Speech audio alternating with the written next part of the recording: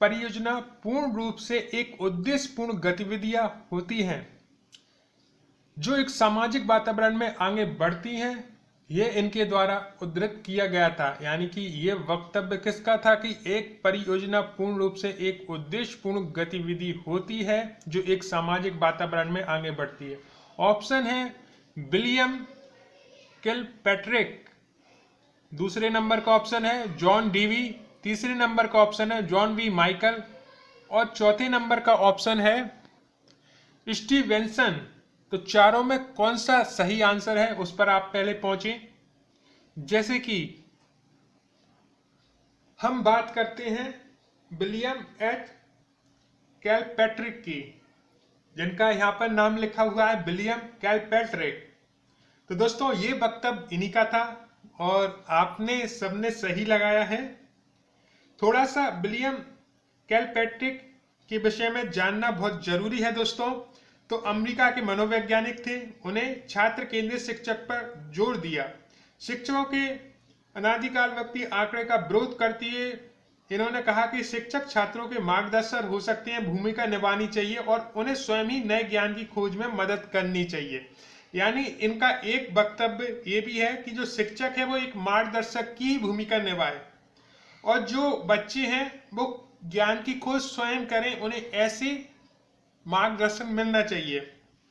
वहीं में शिक्षक परियोजना विधि के संस्थापक थे दोस्तों जॉन डीवी के व्यवहारिकता के सिद्धांत पर आधारित। वे जॉन डीवी के अनुयायी थे और शिक्षक के उनके दर्शन को प्रभावित थे दोस्तों। यहाँ पर भी आपको ध्यान रखना है कि शिक्षण परियोजना विधि के संस्थापक जॉन डीवी की व्यवहारिकता के सिद्धांत पर आधारित थे। वे जॉन डीवी के अनुयायी थे, शिक्षक की उन्हें दर्शन से प्रभावित थे। तो दूसरा क्वेश्चन यहाँ पर यह बनता है कि जॉन डीवी के व्यवहारिकता के सिद्धांत से विलियम एच किलपैट्रिक प्रभावित थे दोस्तों।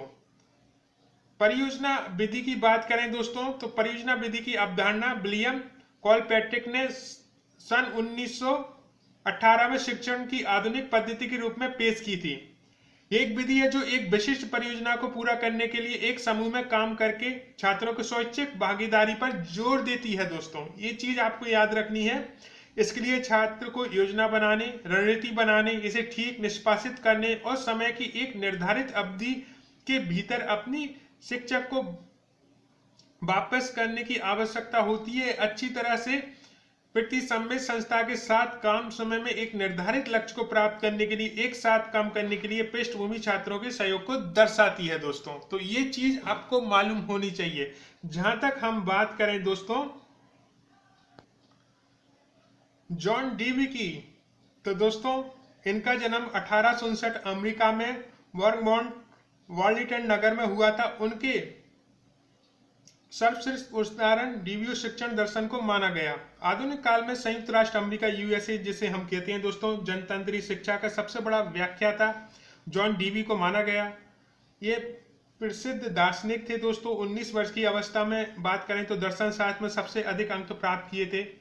वॉर्मोंट विश्वविद्यालय में बीए की डिग्री प्राप्त की। इसके बाद उन्हें मिनेसोटा मिशिगन में शिकागो विश्वविद्यालय में दर्शन शास्त्र का अध्ययन किया। शिकागो विश्वविद्यालय और दर्शन शास्त्र के साथ शिक्षा शास्त्र भी पढ़ाया, तभी उन्हें शिक्षा में रुचि हुई। उसके बाद वे शिकागो में प्रोग्रेसिव स्कूल नामक एक विद्यालय की स्थापना 1896 ईस्वी में की थी, जिससे करके सीखने के सिद्धांत के कार्य रूप में परिणित किया गया। इस सिद्धांत में डीवी ने अपने दर्शन के आधार पर शिक्षा के क्षेत्र में महत्वपूर्ण प्रयोग किया दोस्तों।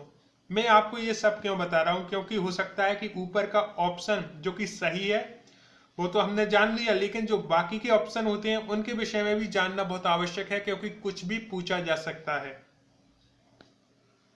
तो दोस्तों अगला क्वेश्चन देखें आप।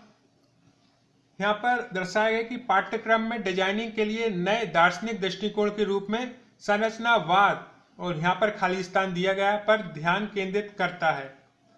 ऑप्शन है आपके विषय की आंतरिक अभिप्रेरणा, विलंबित दंडात्मक प्रणाली, शिक्षार्थी के लिए भाव अभिप्रेरणा और तत्काल शुद्धिकरण। तो इसका जो सही आंसर है दोस्तों वो आपको बताना है, और इसका जो सही आंसर है वो विषय की आंतरिक अभिप्रेरण, ये इसका सही आंसर है दोस्तों। और यदि आपने ये थ्योरी पढ़ी है तो डेफिनेटली आप इस आंसर पर पहुंच गए। आंतरिक अभिप्रेरण को परिभाषित किया जाता है दोस्तों कि किसी भी गतिविधि को अलग करने योग्य परिणाम के बजाय उसकी अंतर्निहित संतुष्टि के लिए किया जाता है। जब आंतरिक रूप से प्रेरित किया जाता है तो एक व्यक्ति बाहरी उत्पाद, दबाव या पुरस्कारों के बजाय जो अंदर से एक चुनौती मिलती है कार्य करने के लिए, उससे प्रेरित किया जाता है। यानी कि मैं सरल रूप में बताऊं दोस्तों, तो आपके अंदर से यदि कोई चीज आ रही है कि नहीं ये करना है, तभी आप उसमें पूर्णतः सफल हो सकते हैं। जैसे कि एक प्यासे इंसान को पानी चाहिए तो वो अंदर से प्रेरणा आती है, वो पानी ढूंढ ही लेगा, लेकिन जिससे प्यास लगी ना हो उसे आप पानी लेकर बार बार देंगे तब भी वो उसे नहीं पीगा।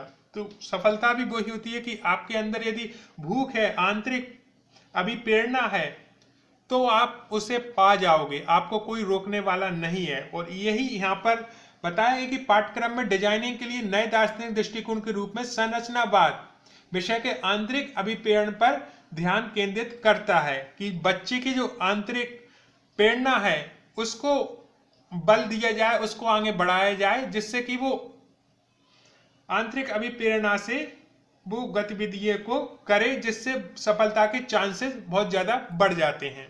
अगले क्वेश्चन पे चलते हैं।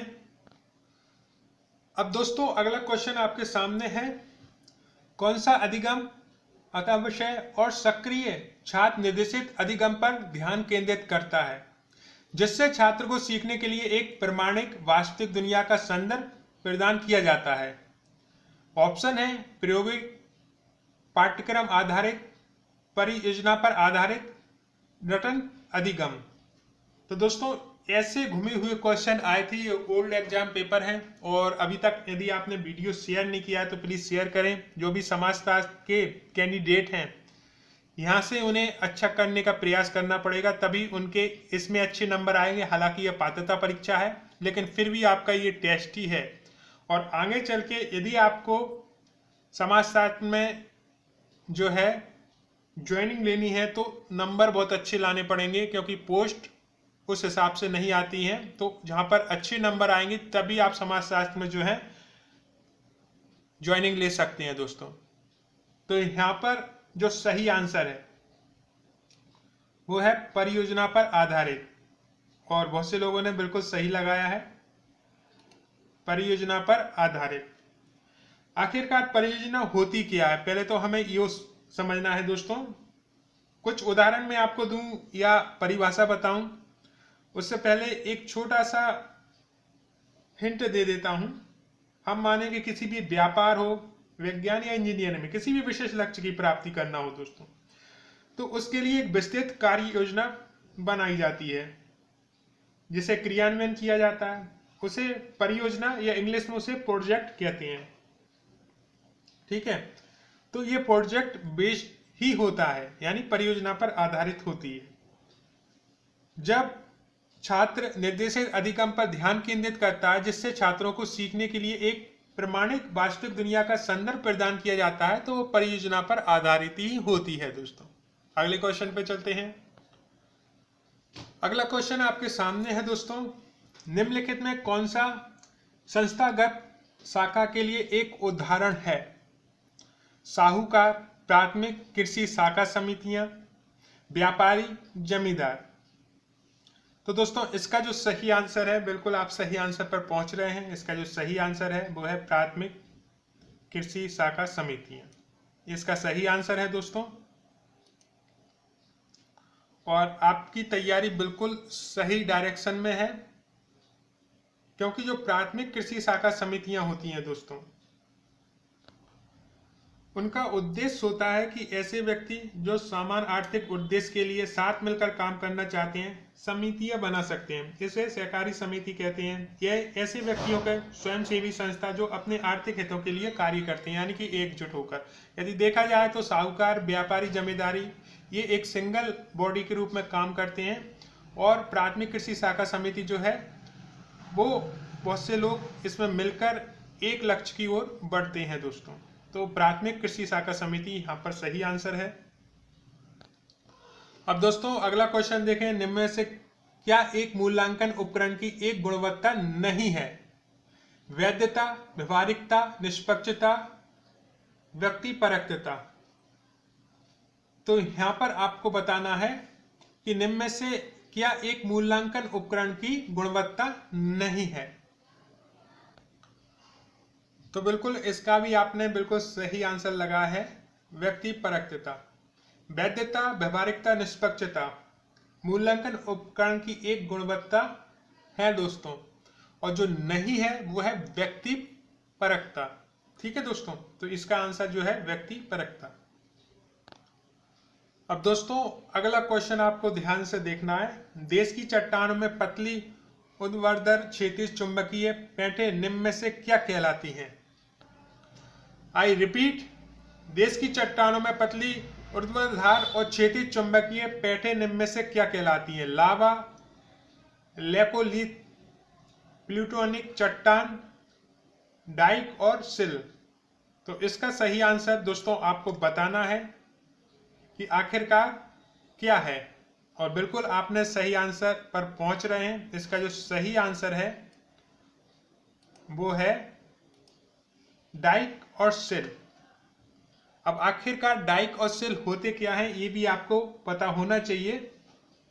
जब दोस्तों मैग्मा भूपृष्ठ के समांतर परतों पर फैलकर जमता है तो उसे सिल कहते हैं। इसकी मोटाई 1 मीटर से लेकर दोस्तों सैकड़ों मीटर तक होती है। सिल अधिकांशतः दोस्तों छत्तीसगढ़ और झारखंड में पाया जाता है, जबकि मैग्मा किसी लंबवत दरार में जमता है तो डाइक कहलाता है। अब यहाँ पर ध्यान देना, जब मैग्मा और भूपृष्ठ के समांतर परतों पर फैलकर जमता है दोस्तों तो उसे कहते हैं सिल। ठीक है, और ये जो है छत्तीसगढ़ और झारखंड में पाया जाता है, ये भी पूछा जा सकता है। और जब मैग्मा किसी लंबवत दरार में जमता है तो उसे डाइक कहते हैं। तो ये आपको मालूम है। और अगले क्वेश्चन पर चलते हैं दोस्तों। वह विधि जो अधिगम स्थिति को वास्तविकता और स्थूलता प्रदान करती उसे निम्न में से कहा जाता है? व्याख्यान चर्चा, क्षेत्र पर्यटन, नाटकीय रूपांतरण, प्रदर्शन। तो दोस्तों व्याख्यान चर्चा, क्षेत्र पर्यटन, नाटकीय रूपांतर, प्रदर्शन। तो इसका जो सही आंसर है वो है नाटकीय रूपांतर। अधिकांशतः लोग जो हैं उनकी तैयारी बहुत अच्छी दिख रही है, क्योंकि क्वेश्चन जो हैं उसी लेवल के हैं जो एग्जाम में आने वाले हैं। दोस्तों नाटकीय रूपांतर की यदि व्याख्या दी जाए तो आखिरकार क्या होगी? एक नाटक या फिल्म एक उपन्यास के अनुकूल होती है, किसी विषय घटना को दर्शाती है, या किसी नाटक या फिल्म में किसी उपन्यास को अपने या किसी विशेष घटना को प्रस्तुत करने की एक प्रक्रिया है। यह नाटकीय रूपांतरण है या नाटकीय प्रतिनिधित्व है। वह विधि जो अधिगम स्थिति को वास्तविक और स्थूलता को प्रदान करती है वो नाटकीय रूपांतर से ही संभव है दोस्तों। अगला क्वेश्चन आपके सामने है दोस्तों। भारत में होम रूल आंदोलन निम्नलिखित में से किसके द्वारा शुरू किया गया था? Annie Besant, B R Ambedkar, Jawaharlal Nehru, Subhash Chandra Bose. ये 4 ऑप्शन हैं और सही ऑप्शन पर आप जरूर पहुंचेंगे। तो दोस्तों इसका जो सही आंसर है वो है एनी बेसेंट। और इसके संबंध में दोस्तों 2 तरह की अवधारणाएं हैं। हम बात करते हैं होम रूल जो है मूवमेंट की, आंदोलन की, तो उसका भी थोड़ा आपको ज्ञान होना चाहिए। होम रूल लीग की बात करते हैं। भारतीय राष्ट्रवादी द्वारा क्रमशः अप्रैल और सितंबर 1916 में स्थापित भारत में एक ही नाम के 2 अकाल्पनिक संगठनों में से एक, जो कि हमारे बाल गंगाधर तिलक थे दोस्तों, और ब्रिटिश समाज सुधारक और भारतीय स्वतंत्रता नेता एनी बेसेंट। आयरलैंड में एक समान आंदोलन से उधार लिया गया शब्द है जो ब्रिटिश भारत सरकार से स्वशासन प्राप्त करने के लिए भारतीय राष्ट्रवादियों के प्रयासों को संदर्भित करती है। हम बात करें पूना। अब पुणे जो है दोस्तों, जैसे कि महाराष्ट्र में आपको मालूम है, में स्थापित तिलक के समूह को अपने प्रयासों को ज्यादातर पश्चिमी भारत में केंद्रित किया, और मद्रास, अब चेन्नई या तमिलनाडु में जो भी स्थापित विसेंट के दायरे में अखिल भारतीय था। हालांकि दोनों ने भारतीय जनमत को लामबंद करने का एक ही उद्देश्य और काम किया। बड़े पैमाने पर दोस्तों शांतिपूर्ण तरीके से स्वशासन के पक्ष में, और शुरू से ही प्रत्येक ने दूसरे के साथ मिलकर काम किया। अंग्रेजों पर गृह शासकों के दबाव से 1917 में भारत के राज्य सचिव एडमिन सैमुअल और मॉन्टेग्यू द्वारा मॉन्टेग्यू घोषणा के प्रारूपण में योगदान दिया, जिसके बदले में प्रथम विश्व युद्ध के बाद ब्रिटेन द्वारा भारत में राजनीतिक सुधारों की नींव रखी गई दोस्तों। हालांकि तब तक दोस्तों होम रूल संगठनों का प्रभाव कम हो गया था और हालांकि भारतीय स्वतंत्रता आंदोलन में उनकी भूमिका मामूली थी, लेकिन वे युद्ध के वर्षों के दौरान आंदोलन की गति बनाए रखने में मदद करने में सफल रहे, जैसे कि दिसंबर 1916 में लखनऊ संधि पर हस्ताक्षर में प्रकट हुआ था दोस्तों। यहाँ पर हम बात करें दोस्तों तो होम रूल जो आंदोलन हुआ था उसका एक आदर्श वाक्य आपको ध्यान होना चाहिए, जो कि बाल गंगाधर तिलक जी ने जोड़ा था। होम रूल मेरा जन्मसिद्ध अधिकार है और इसे मैं लेकर रहूंगा। तो इस तरह से दोस्तों, तो यहाँ पर एनी बेसेंट जो है इसका सही आंसर है। और दोस्तों ऐसे बहुत सारे छोटे छोटे प्रयासों से एक बड़ा प्रयास बना, जिसके बाद जो हमारा देश है वो आजाद हुआ। कोई एक मूवमेंट अपने आप में तभी पूर्ण होती है जब उसका असर बहुत बड़ा हो, और ये वो मूवमेंट थी दोस्तों जिसका असर, जिसका प्रभाव बहुत बड़ा था। और भारत में होम रूल आंदोलन किसके द्वारा शुरू किया गया, तो यहाँ पर सबसे पहले जो उभर के नाम आता है वो एनी बेसेंट का आता है। अगला क्वेश्चन देखें दोस्तों, कौन प्रसिद्ध भक्ति संत थे जो मेवाड़ के शाही परिवार से ताल्लुक रखते थे? मीराबाई, चैतन्य, तुकाराम और अंदर। ये 4 ऑप्शन है और चारों में से आपको सही ऑप्शन बताना है। तो इसका जो सही आंसर है वो है मीराबाई। मीराबाई भक्ति संत थे जो मेवाड़ के शाही परिवार से ताल्लुक रखते थे। और दोस्तों मीराबाई जोधपुर राजस्थान के मेवाड़ राजकुल की राजकुमारी थी। मीराबाई मेरठ महाराज के छोटे भाई रतन सिंह की एकमात्र संतान थी। मीरा जब केवल 2 वर्ष की थी उनकी माता की मृत्यु हो गई थी, इसलिए उनके दादा राव दूधा उन्हें मेड़ता ले आए और अपने देखरेख में उनका पालन पोषण किया दोस्तों। इस संबंध में दोस्तों एनसीईआरटी की बुक्स में भी आपको काफी मीराबाई के विषय में जानने को मिलेगा, तो उस हिसाब से भी हम जानने का प्रयास करते हैं कि उसमें क्या परिभाषा दी है। तो जहां तक मुझे याद है, कृष्ण के प्रेम में ये लोगों को कृष्ण भक्ति के परिचित कराने वाली महान कवित्री मीराबाई का जन्म 1498 ईस्वी में मेवाड़ के चौकड़ी में हुआ था। ये राजघराने में जन्मी हुई थी दोस्तों। इनके पिता राजा रत्न सिंह थे। बालकाल में मीराबाई कृष्ण की भक्ति में लीन हो गई थी। इनके बचपन में ही इनकी माता का देहांत हो गया, जैसे कि मैंने आपको बताया। तो ये भी जो है एनसीईआरटी के क्वेश्चनों में पूछा जाता है और उसमें भी यही परिभाषा दी गई है। भाई यहाँ बात कर लेते हैं दोस्तों चैतन्य महाप्रभु की। तो चैतन्य महाप्रभु 18 फरवरी 1400 जो है इसी से वैष्णव धर्म के भक्ति योग के परम प्रचारक थे। और बात करें हम बात करें दोस्तों संत तुकाराम जी की, 1608 से 1650 के, जिन्हें तुकाराम के नाम से भी जाना जाता है। 17वीं शताब्दी में एक महान संत कवि थे जो भारत में लंबे समय तक चले भक्ति आंदोलन के एक प्रमुख स्तंभ कहे जाते हैं दोस्तों। जहाँ तक आप बात करें दोस्तों अंडल की, तो अंडल दक्षिण भारत की एक प्रसिद्ध संत महिला थी। ये वैष्णव अलवार संतों में एकमात्र नारी थी। उन्हें दक्षिण की मीरा कहा जाता था। उनका एक प्रसिद्ध नाम कौदेवी है दोस्तों। तो यहाँ पर मैं 4 ऑप्शन का क्यों विश्लेषण कर रहा हूँ कि जाहिर सी बात नहीं है, जो पहले पूछा गया था उसमें से आए इन 3 ऑप्शन के विषय में भी आपको पता होना चाहिए। तो इस हिसाब से जैसे कि पूछा जा सकता है कि दक्षिण की मीरा कहा जाता है, तो आपका जो ऑप्शन होगा वो 4 होगा उसके लिए। और अभी जो ऑप्शन सही है वो फर्स्ट ऑप्शन सही है। तो दोस्तों आज की क्लास यहीं तक। कुछ देर में मैं इसका अगला पार्ट ले आऊँगा। कोशिश यही है